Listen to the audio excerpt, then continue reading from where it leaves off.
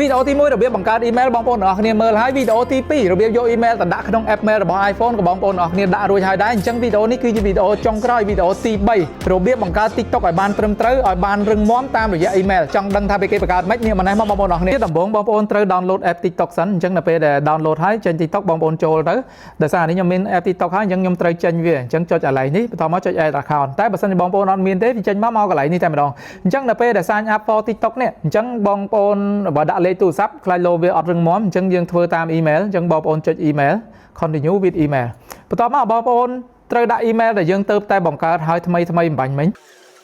អញ្ចឹងនៅពេលដែលវាយ email ហើយបងប្អូនចុច tick កន្លែងនេះមកហើយបន្ទាប់មកបងប្អូនចុច continue បន្ទាប់មកកន្លែងនេះបងប្អូនត្រូវដាក់ password ហ្នឹងរបៀបម៉េចទី1ខាងដើមបងប្អូនត្រូវដាក់អក្សរធំបន្ទាប់មកអក្សរតូចហើយបន្ទាប់មកគឺពាក្យពិសេសដូចជា add សញ្ញាសួរសញ្ញាអីនេះអញ្ចឹងហើយបន្ទាប់មកចុងក្រោយគឺលេខបានយ៉ាងតិច8ខ្ទង់អញ្ចឹងខ្ញុំធ្វើបានគ្រប់លក្ខខណ្ឌគឺវិធីអស់ទាំង3នេះហើយអញ្ចឹងចុចពាក្យ continue បន្ទាប់មកបងប្អូនជ្រើសថ្ងៃខែឆ្នាំកំណើតត្រឹមត្រូវរបស់បងប្អូនមកបន្ទាប់មកបងប្អូនចុច continue នៅពេលដែលជ្រើសហើយបន្ទាប់មកកន្លែងនេះគេឲ្យបង្កើតឈ្មោះហៅក្រៅ nickname អញ្ចឹងខ្ញុំដាក់ Laulin Original អញ្ចឹង nickname នេះខ្ញុំដាក់ Laulin Original ខោខ្មែរដើម្បីឲ្យត្រូវជាមួយនឹង Facebook page របស់ខ្ញុំ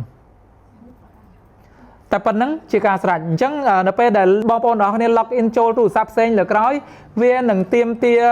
email កន្លែងនេះអានេះវាអត់បានទាមទារ email ដោយសារបង្កើតថ្មីតែនៅពេលចូលទូរស័ព្ទក្រោយដល់ពេលដែលគេទារលេខកូដ6ខ្ទង់វានឹងផ្ញើសារចូល email កន្លែងនេះតែអានេះខ្ញុំបង្កើតទៅវាដូចស្រួលពេកវាអត់បានទាមទារបងប្អូនទាំងអស់គ្នានេះអញ្ចឹងនៅពេលដែលបើសិនជាទាមទារបងប្អូនគ្រាន់តែចូល email ហ្នឹងមកបងប្អូនចូល email ដែលយើងតាមបង្កើតមិញមក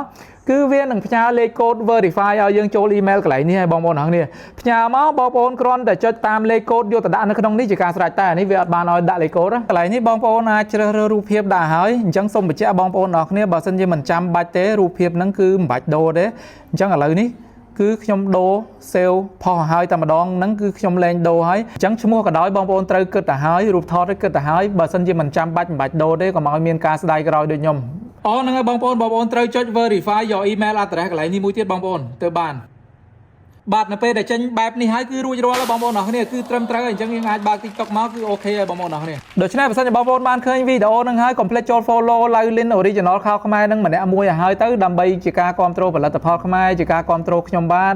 ហើយនេះគឺជា page account TikTok ថ្មីរបស់ខ្ញុំអញ្ចឹងបងប្អូននឹងបានទស្សនាវីដេអូថ្មីមុនគេនៅក្នុង page នេះ